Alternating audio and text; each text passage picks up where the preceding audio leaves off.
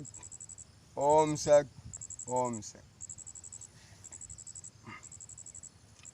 जैसा कि आप लोगों को बताया गया है पीछे उपदेशों में कि जब ध्यान लगाते हैं तो ध्यान ज्योतिर्लिंग का लगाने के लिए कहा गया है। हिंदू धर्म में ध्यान ज्योतिर्लिंग का लगाने के लिए कहा गया है, और धर्मों के लिए अपने अपने धर्म के हिसाब से जो जिस हिसाब से परमात्मा को मानते हैं उस तस्वीर में लगाने के लिए बताया गया है। तो ज्योतिर्लिंग आप लोग देखे होंगे, नीचे एक थैली बनी है गोल सी, और उसमें एक खड़ा सा पिंड लगा हुआ है, ठीक है। तो ऐसा करके उन लोगों ने एक मूर्ति बनाया हुआ है। हालांकि ये 12 धातुओं की मूर्ति कही जाती है, जिसमें सोना चांदी हीरा मोती सब कुछ है, और उनके अलग अलग गुण हैं। गुणों के हिसाब से वो बनाई गई है। गुण क्या है? धैर्यता, विनम्रता, सहनशीलता, ये सब गुण है जो ज्ञान मार्ग में मैं पीछे बता चुका हूँ। तो इन सबों को मिला, इन सभी गुणों को धातुओं में बदल करके उन लोगों ने 12 धातुओं का ज्योतिर्लिंग बनाया, जिसमें स्त्री पुरुष के तस्वीर को मान करके नीचे स्त्री का ऊपर पुरुष का मान करके उन्होंने दोनों एक ही है ऐसा करके ये बनाया हुआ है ज्योतिर्लिंग, यानी जो वस्तुगत बना है। और उसी के अर्धनारीश्वर के रूप में इन लोगों ने दिखाया भी है कि शिव और शिवा। तो जो शिव और शिवा है वो आत्मा और परमात्मा है, यानी वही आत्मा जब आती है इस धरा पर तो भटक जाती है, आज जब परम धाम में रहती है तो परम पवित्र परमात्मा का रूप लेती है। वही आत्मा परमात्मा भी है, वही आत्मा देवी दुर्गा भी है, वही आत्मा सीता भी है, अपने कर्मों के ऊपर है। जब वह भटक गई तो यही आत्मा राशि प्रवृत्ति बन जाती है। शंकर और शिव, शंकर जी काशी नगरी के अग्निस्वात ऋषि के लड़के थे, ऐसा इतिहास में कहीं के धार्मिक किताबों में देखने में आता है। वो इकलौता पुत्र थे, उनकी शादी भी नहीं हुई थी। और शंकर और विष्णु को इस भारत में आकर के आर्यों ने देखा कि इनको लोग ज़्यादा मानते जानते आए हैं, इसीलिए इन लोगों को निराकार रूप में बदल करके और भक्ति मार्ग को तैयार कर दिया है। विष्णु जो है वो भी साकार में है, यानी उनका शासन हो गया है। और अग्निस्वात ऋषि का शासन काशी में था, जो आजकल बनारस है। उनके इकलौते वो पुत्र थे शंकर जी, जो आगे चल करके ये संत, बहुत बड़े संत हुए। तो आर्य समाज वालों ने भक्ति मार्ग का एक मुखौटा बनाया और इन लोगों को साकार निराकार में बदल डाला। शंकर जी ने ज्योतिर्लिंग का पूजा किया। उसके पहले ज्योतिर्लिंग का पूजा वस्तुगत नहीं होता था, यानी मूर्तिवत नहीं होता था।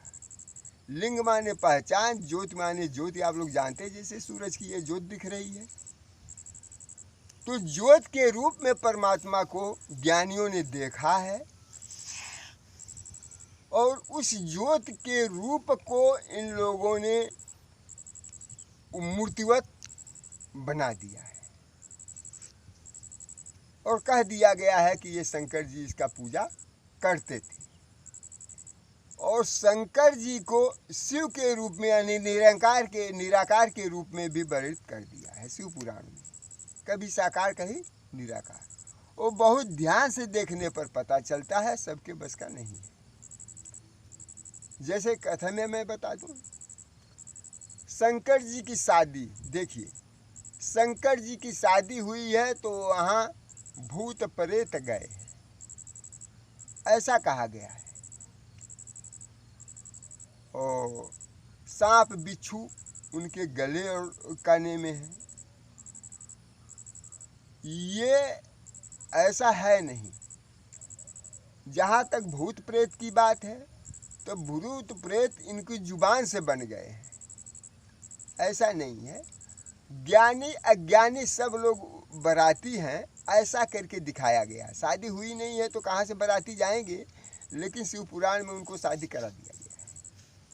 वो भी 2-2 शादियाँ कराई हैं। एक में तो उनकी औरत मर भी गई है जल करके।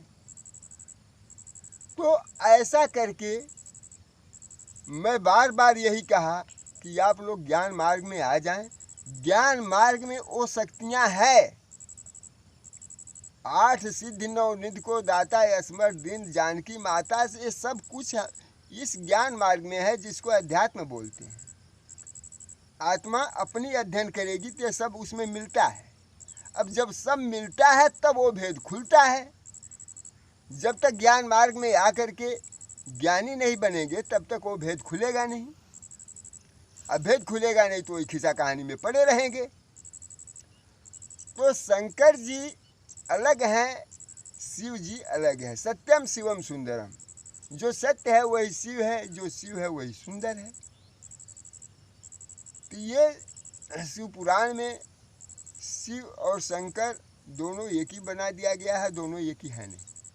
शिव मानी वो ज्योतिर्लिंग को शिव कहा गया है, और शंकर मीन्स अग्निस्वात ऋषि के पुत्र। ऐसा दोनों में भेद है, लेकिन मिला जुला करके ऐसा खिचड़ी बनाया है। गीता के उपदेश को भी खिचड़ी बना दिया है। मैं खुद गीता के उपदेशों को पढ़ा हूँ, इसमें भी मूर्ति पूजा ला दिया है। जबकि मूर्ति पूजा तो दूर दराज तक न तो वेदों में है, न पुराणों में है, न तो रामायण में है, कहीं मूर्ति पूजा नहीं है।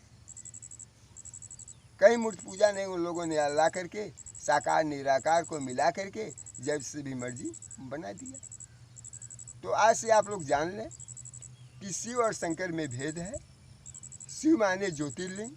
ज्योतिर्लिंग का मतलब वही जो ज्योति आप लोग आकाश मंडल में देखते हैं, तारा चाँद के पास, वो ज्योतिर्लिंग है। वस्तुगत ज्योतिर्लिंग जो धातुओं से बनी हुई है, ये ज्योतिर्लिंग नहीं। धातु तो धातुएँ होते हैं, उसमें प्राण प्रतिष्ठा कराने पर उसमें प्राण थोड़ी न पैदा हो जाते हैं। ये पीछे उपदेश में कहा हूँ, जिसको प्राण प्रतिष्ठा कराना है तो कोई राष्ट्रपति प्रधानमंत्री जैसी ऐसी अवस्था में शरीर छोड़ देता है तो उसको प्राण प्रतिष्ठा करा दें, ताकि कुछ दिन तक और अच्छा शासन चले। तो जब उसमें प्राण प्रतिष्ठा नहीं हो सकती तो ये वस्तुगत मूर्तियों में प्राण प्रतिष्ठा कहाँ से हो जाती है। ज्ञान की जो रूप उन्होंने 12 धातुओं को मिला करके बनाया है, वो बहुत से लोग उठा करके विदेशों में बिक्री कर दिया, मालो माल हो गए। लेकिन जिन्होंने पूजा किया उन्होंने एक भी गुण नहीं पाया। इसलिए नहीं पाया कि आप हीरा को पूजा करेंगे तो क्या आप हीरा जैसे चमकदार बन जाएंगे? पूजा करने से तो आप में लाइट नहीं आएगी। हीरा आत्मा है, और वस्तुगत हीरा को पूजा करें तो उससे आपकी लाइट तो नहीं आएगी। आपकी लाइट तो अपने कर्मों से आएगी। तो 12 धातुओं को मिला करके ज्योतिर्लिंग बना दिया। नीचे ऊपर दोनों मिला करके अर्धनारीश्वर का रूप दे दिया कि ईश्वर और पुरुष दोनों यही आत्मा है, ऐसा रूप दे दिया। तो ऐसा रूप कहने से कोई लोगों को समझ में तो नहीं आएगा। वो तो गए, दूध या जल जो भी होगा चढ़ाए, फूल पत्ती, और वापस आ गए कि हमारा कल्याण कर दो। जन्म भर जैसे भी मर्जी वैसे करें, और कल्याण करने के लिए वो परमात्मा बैठे हुए कल्याण कर देंगे। ऐसा नहीं है। जो ज्योतिर्लिंग को ही शिव कहा गया है, और शिव शंकर में अंतर है। शंकर अग्निस्वात ऋषि के पुत्र थे, जो संत हुए थे। उन्होंने खुद, चलिए अब शंकर जी को भी बता देता हूँ। आ गए आप लोग। शंकर जी तो बताए ना, शिव जी। हाँ, ये तो है। उनके रूपों को बता देता हूँ। देखिए, उन्होंने त्रिशूल धारण किया है।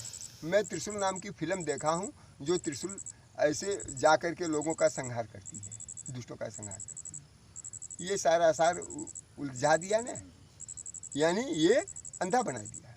त्रिशूल कहते हैं जो तीनों शूलों को, शूल माने तकलीफ, दुख, तीनों दुख को निवारण करता है, वो त्रिशूल है। दैहिक, दैविक, भौतिक, यानी उसके पास तीनों ताप या तीनों दुख नहीं आ सकते। उन शूलों को वो संत लोग दूर रखते हैं, यानी उनको शूल कुछ कर नहीं सकता, वो त्रिशूल है। जबकि त्रिशूल नाम का फिल्म भी बना दिया कि त्रिशूल से मार दिया। अब देखिए डमरू, डमरू ये ऐसा ध्वनि होता है जो तेज तड़ाक होता है। आप लोगों ने डमरू की आवाज़ कहीं सुना है?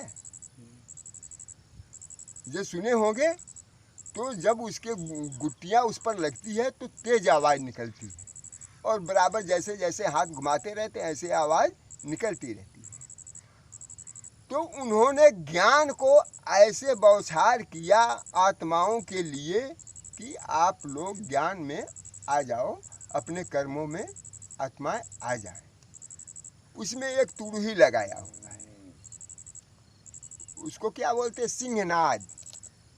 सिंह माने शेर, शेर की आवाज़ करने वाला उसमें एक ऐसा टेढ़ा सा लगाया हुआ है उनके तस्वीर के साथ त्रिशूल में। उसका मतलब ये हुआ कि हम जोर जोर के आवाज़ करते हैं। जैसे यहाँ बैठे हुए 1 साल 3.5 महीना हो गया और जोर जोर का ओंग ध्वनि लगाते हैं, लेकिन किसी को पल्ले नहीं पड़ता। और नहीं तो लोग कहते हैं कि अरे भाई दिनवा क्यों नहीं बोलते हैं? जब मैं बोलता हूँ तो कोई सुनता नहीं, दिन भर बोलूँगा तो कोई सुनेगा? तो ऐसे उनका वो निशान है कि वो घूम घूम करके वो आवाज़ करते थे कि आप आत्माएं ज्ञान मार्ग में आ जाएं और सुखी हो जाएं। उन निशानों के अलग अलग मैं भेद बताता हूँ, ठीक है? तो यह हुआ त्रिशूल, डमरू और उनके तुड़ी की आवाज़। उन लोगों ने ऐसा बना दिया, चित्रित किया है। चित्रित तो सही किया, जैसे मैं बताया कि पौराणिक कथाओं को ये सिक्का का जो है अशोक का निशान मान लीजिए, ऐसे इन लोगों ने चित्रित तो किया है, लेकिन भेद को नहीं खोला है। भेद को इसलिए नहीं खोला है, ये पूजा पाठ में फंसे रहे, ठीक है? अब आइए, गंगा जी जटे में है, जटा से चलते हैं। विष्णु के नाखून से निकली गंगा जी और ब्रह्मा के कमंडल में आई। ब्रह्मा के कमंडल से एक मुंह छोड़ा तो इतने विकराल रूप धारण कर ली कि शंकर जी के सिर में फंस गई, और शंकर जी ने एक जटा छोड़ा तो गंगा निकली, भागीरथी के 60,000 पुत्रों को वो किया, पवित्र किया। ऐसा उन्होंने कहानी बनाया है। सारे सार झूठा है ना, सारे सार झूठा है। ज्ञान मार्ग में देखिए इसको, गंगा प्राकृतिक वस्तु है, यानी जल प्राकृतिक वस्तु है जो आकाश मंडल से शुरू हुआ है, यानी जब से ये धरा उतरा है तब से इस पर जल उतरा है, ठीक है? आकाश मंडल से ये धरा उतरी है तो वहीं से ये जल भी आया है। जल किसी देवी देवता का बनाया हुआ नहीं है, यानी देवी देवता तो आत्माएं होती है, लेकिन आत्मा जल को बना नहीं सकता है। ये प्राकृतिक वस्तुएं जो दिख रहे हैं आप सामने या आकाश मंडल में, ये अविनाशी वस्तु है। इसका रूप परिवर्तन होता है और कुछ नहीं होता, विनाश नहीं होता, रूप परिवर्तन होता है। तो गंगा जी को उन्होंने कैसे कैसे पैदा कर दिया, जबकि ये प्राकृतिक वस्तु है। अब ज्ञान मार्ग में क्या है? ज्ञान मार्ग में ये है कि ब्रह्मा जी ज्ञानी पुरुष थे, ऐसा बताया गया है, पौराणिक कथाओं में ऐसा बताया गया है।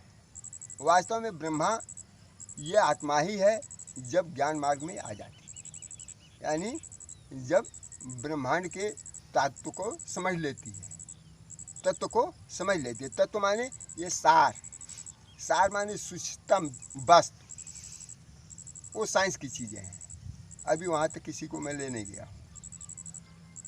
तो ब्रह्मांड उसी के द्वारा चलता है। वो जिसको अणु कहते हैं ना, अणु से भी 13वां हिस्सा परमाणु होता, परमाणु से भी 13वां हिस्सा वो सूक्ष्मतम तत्व होते हैं। तो उसी से ये सब कुछ बना हुआ है, सब कुछ चलता है। तो उन तत्व को जानने वाला ये पहुँचे हुए संत ज्ञानी लोग होता है, जिनको परमात्मा ज्ञान देता है। सब लोग नहीं जानता है उस तत्व को। तो वो ज्ञानी आत्मा है जो ब्रह्मा बनती है, तो उससे जो है एक शाखा ये संत जी, ये शंकर जी पाए, और शंकर जी ने अपने ज्ञान को इस धरा पर बिखेर दिए। तब जो है ऐसी आत्माएं जो भटक रही थी उनका उद्धार हुआ। जैसे भागीरथी कहा गया है, तो भागीरथी का ऐसे तो कहानी बना दिया। भागीरथी खुद एक तपस्वी थी, यदि ऐतिहासिक तौर से माना जाए तो। कोई आत्मा जो है ऐसे नहीं सोचती जो ज्ञानी है कि नदी में नहा ले तो हम तर जाएं। जो ज्ञानी है तो ज्ञान में नहाएगी, नदी तालाब में नहाएगी नहीं। तो उस ज्ञान को पा करके वो भागीरथी अपने पुरखों को तार दिया, यानी पवित्र किया। जैसे आप लोग हैं, ये बैरागी का दावा है, यदि आप में से कोई भी आत्मा यदि बराबर नियम का पालन करते हुए अपने खेती गृहस्थी में हो जाए, अपने नौकरी चाकरी में हो जाए, तो वो अपनी जगह पर संत है। कारण ये कि 2 पैर से चलना है, 2 पैर से आप लोग चलते हैं। मैं 24 घंटे में जो काम करता हूँ वो आप 4 घंटे में वो प्राप्तियाँ कर सकते हैं, बशर्ते नियम के अंदर रहें। नियम के अंदर नहीं रहते हैं तो मज़ा आता है फ्री फंड में कर्म करने का, तो वो दुखड़ा बातें हैं और हमारी बेइज्जती करवाएंगी। ये देखिए इनका हाल, खुद ही नाक रगड़ रहे हैं, दूसरे को क्या बचाएंगे। ठीक है। तो वो संत जी थे शंकर जी, जो एक जटा खोले तो धरती पर गंगा बह गई, यानी थोड़ा सा ज्ञान उन्होंने विस्तारित किया तो तमाम लोग पवित्र, तमाम आत्माएं ज्ञानी हो गई, पवित्र हो गई। उसका अर्थ ये है, ये नहीं है कि प्राकृतिक वस्तु कोई आत्मा अपने से पैदा कर दे। ये प्राकृतिक वस्तुओं को अपने से नहीं पैदा कर सकता। तो ये हुआ उनके गंगा जी की बात। तो ऐसे ही उनके गले में सर्प है। सर्प विषैला जंतु उन लोगों ने देखा है तो गले में लटका दिया।